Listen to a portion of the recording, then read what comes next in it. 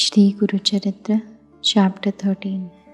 Brahman's colic pain subsided. Namdharak says, Gurudev, Shri Guru initiated sannyas to Madhava at Prayag. Please let me know what occurred later on. Siddha said, Shri Guru lived at Prayag for some days. He had many disciples there. These included Bala Saraswati, Krishna, Saraswati, Upendra Saraswati, Madhav Saraswati, Sadananda Saraswati, Jnanajyoti Saraswati, and myself as 7 chief disciples. And then he visited holy places in the south and came to Karanjahim, where he got invited door to door. The mother recollected that he was Shripad Sri Vallabh and called herself fortunate. She told this to her husband when both requested him to liberate them from the worldly sea. Shri Guru said, if a person accepts sannyas, his 42 generations, 21 paternal and 21 maternal, are liberated. Their issues have no fear of the god of death. You will see that your sons will live for 100 years. Then you will go to Kashi, the holy place of liberation. There is no doubt in this. Ratnai, his sister, requested Shri Guru, I am entangled in a family trap. Please take me out of this. I want to do penance. Shri Guru said, serve your husband and this will liberate you. One has to suffer as per one's faith. Females can win over this worldly sea only with the help of their husbands. Thinking the husband to be Shiva, serve him. This is what the Vedas, Shastras and Puranas dictate. She asked further, you know the past and the future also.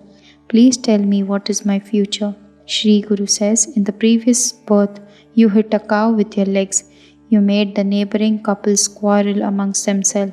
So you will develop leprosy for hitting a cow and your husband will leave you and be a sannyasi. Hearing the Guru, she said, after this he said, you shall live amicably for some years. In your old age, your husband will accept sannyas. When you have leprosy, you will see me. You come to Papa Vinashi on the bank of Bhima river in the south. Nearby is Bhima, Amarja Sangam and Gangapur. After bathing in the Papa Vinashi, you will be cured of leprosy. Shri Guru then went to Trimbakeshwar, the place of penance of Gautama Muni. Shankar was pleased by the penance of Gautam, who brought Ganga on the earth for the benefit of people. Shri Guru travelled by the bank of Godavari and came to Manjrika. A learned Brahman, Madhavaranya, lived here. He adorned Narsimha. Seeing that Shri Guru appeared, he bowed to him and praised him in Sanskrit.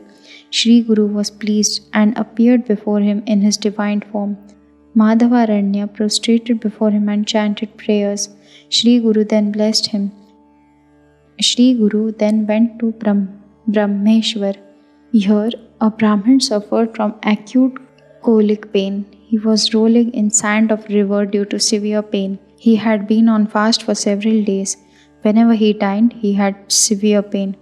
He was intending to give up his life by drowning himself in river and thus getting rid of the acute colic pain. Knowing his intentions, Shri Guru asked his disciples to bring the Brahman to him. When he was brought to him, Shri Guru asked him, why are you committing suicide? This is a great sin. What is your misery? Brahman said, I am burdensome on this earth. I dine once in a fortnight or a month, but I have to bear a very severe colic pain. The body lives on food, and if food cannot be taken, how can I survive in this body? Shri Guru said, I shall give a medicine. You have full meal today. The Brahman was much encouraged with Shri Guru's words. In the meanwhile, the officer of the town came to the river for bath. Seeing Shri Guru, he bowed to him with reverence. Shri Guru inquired, may I know your name and whereabouts? The officer said, I belong to Kaundilya Gotra and am a Brahman of Apastamba Shaka. My name is Sayam Dev. I come from Kanchi.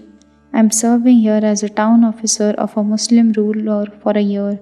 I feel myself very fortunate to see thy holy self today. Sins are wiped off by seeing the Ganga. Heat of the body subsides by seeing the moon. Poverty is destroyed by the favor of Kalpataru, but by seeing thyself alone, all these three misspells are wiped off, and one gets all the four Velas. Sayam Dev humbly expressed, Gurudev, he dined yesterday after a month, and subsequently he had severe colic pain. If he is given food today, and if he dies, shall I not be responsible for his death? Shri Guru, I am giving medicine which should be fried in ghee and given to him. Besides, give him food containing sugar and milk. Do not have any doubt in the mind. Sayam Dev agreed and further requested Shri Guru to grace his home by his presence and accept alms at his house.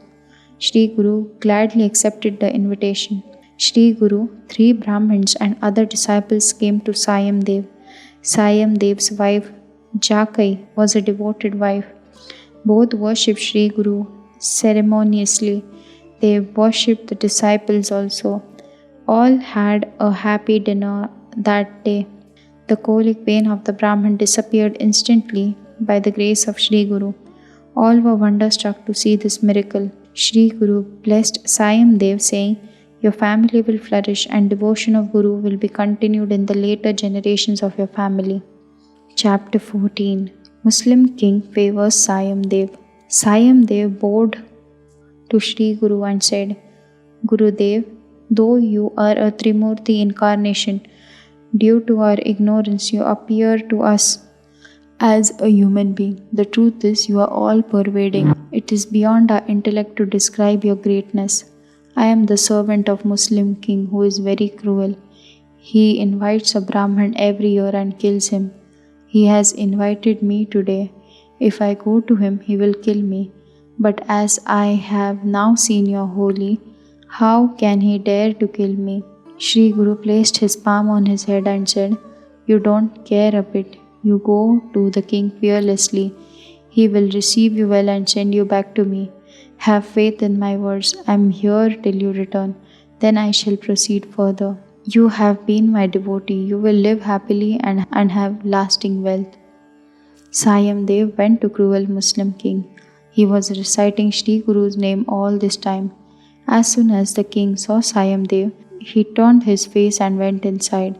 Sayam Dev said to himself, What harm can a cruel king do to one who is blessed by Shri Guru? How can a serpent bite the kids of a Garud? How can an elephant kill a lion? A devotee of Shri Guru has no fear even from death. The Muslim king felt drowsy and had a sound sleep. He saw in the dream that the Brahman was beating him. He woke and came outside and saw Sayam Dev. He came to him, fell at his feet, and said, You are my master. Who called you here? You can go back happily. Saying this, he offered clothes and ornaments to Sayam Dev. Sayam Dev soon returned to his place. He first went to see Shri Gurudev on the banks of river.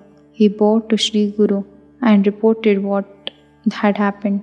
Shri Guru again blessed him and said he would now proceed southwards. Sayam Dev folded his hands and said, Now I shall not leave these feet. I shall come with you. You only can liberate us from this worldly sea. Ganga was brought on this earth for liberation of forefathers.